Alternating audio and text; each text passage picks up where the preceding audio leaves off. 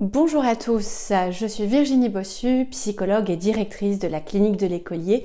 Bienvenue sur la chaîne YouTube de la Clinique de l'Écolier.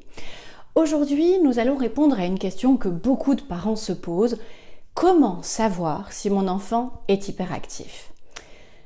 Tout d'abord, l'hyperactivité est un symptôme que l'on peut retrouver bien entendu dans le trouble déficitaire de l'attention avec hyperactivité, mais également dans l'anxiété de l'enfant, dans la dépression. On va la retrouver également dans des pratiques éducatives, dans la conséquence des pratiques éducatives inadaptées, comme une alimentation trop riche en sucre ou comportant trop d'additifs ou de colorants alimentaires par exemple, ou en raison d'une discipline inadaptée, souvent une attitude un peu trop laxiste des parents, ou à l'inverse beaucoup trop contraignante, avec des temps d'écran inadaptés, ou également on va la retrouver chez des enfants qui présentent un haut potentiel. Alors, il faut savoir que dans le trouble déficitaire de l'attention, on a des critères diagnostiques bien précis.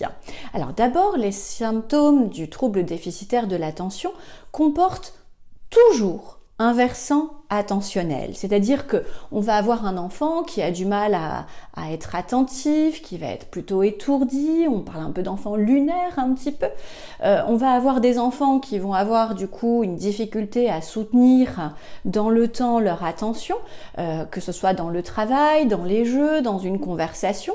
On va avoir des enfants qui semblent ne pas écouter ce que l'adulte dit, alors ça c'est très difficile sur le plan éducatif parce qu'il faut sans cesse répéter plusieurs fois les mêmes choses. On va avoir des enfants qui, alors qu'ils ont entendu la consigne, vont avoir du mal à la respecter. On va avoir des enfants qui vont avoir du mal à mener une tâche à leur terme, qui vont avoir du mal à s'organiser.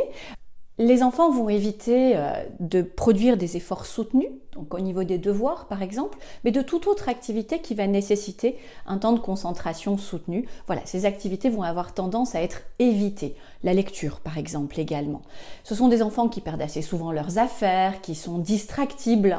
Voilà, une mouche qui passe, tout de suite, hop, leur attention est partie. Ou même des distractions internes, voilà, des rêveries internes. Et ce sont des enfants qui vont oublier pas mal de choses dans la vie quotidienne. Voilà, on leur dit quelque chose et quelque temps après, ils vont l'oublier. Donc ça, c'est le facteur inattention en fait.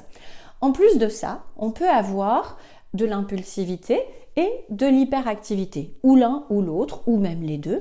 Donc ce sont des enfants qui vont remuer beaucoup, qui vont se lever en classe ou être debout comme ça, alors que c'est pas, voilà, ils ne sont pas amenés à faire ça. On va avoir des enfants qui vont courir, grimper dans des situations inappropriées, des enfants qui vont avoir du mal à rester tranquilles. On les voit dans la salle d'attente, ils rebondissent. Voilà, des enfants qui vont beaucoup parler, qui ne savent pas attendre leur tour, qui vont interrompre tout le temps les copains, l'adulte, et qui vont du coup imposer leur présence. Donc ces symptômes-là sont les symptômes du trouble déficitaire de l'attention avec hyperactivité ou sans hyperactivité. Ce sont des symptômes qui apparaissent très tôt dans le développement, souvent dès l'âge de la marche, on va retrouver ces symptômes-là, mais même si ces symptômes ont tendance à apparaître très tôt dans le développement, le diagnostic ne se fait pas avant 7 ans puisqu'il doit s'agir d'une question de maturation des fonctions cérébrales impliquées et donc on ne peut pas poser ce diagnostic avant l'âge de 7 ans. Alors il faut savoir que le trouble déficitaire de l'attention avec hyperactivité ou sans hyperactivité concerne 3 à 5% des enfants d'âge scolaire, c'est énorme, ça fait à peu près 1 à 2 par classe. Voilà, imaginez un petit peu l'enseignant effectivement qui a géré ce type de problématique-là, plus tant d'autres problématiques qui ont une incidence aussi importante. Voilà, ce sont surtout des garçons qui sont touchés. On a aussi des filles. Mais néanmoins, je dirais que les filles, elles, présentent une forme plus particulière de trouble déficitaire de l'attention puisque très souvent, on n'est que sur un versant attentionnel. Des garçons aussi peuvent présenter cela, bien entendu, mais on va dire que quand la difficulté n'atteint que l'attention, entre guillemets, le diagnostic est souvent beaucoup plus tardif et plus difficile à faire, les enseignants se rendant beaucoup moins vite compte de la difficulté. Alors, Comment diagnostiquer tout ça? Donc déjà, avec la liste de symptômes que je vous ai donnée là, peut-être cela vous met un petit peu la puce à l'oreille. Alors, il est important de faire réaliser une évaluation psychométrique, qu'on appelle aussi un test de QI. Alors, c'est pas le test de...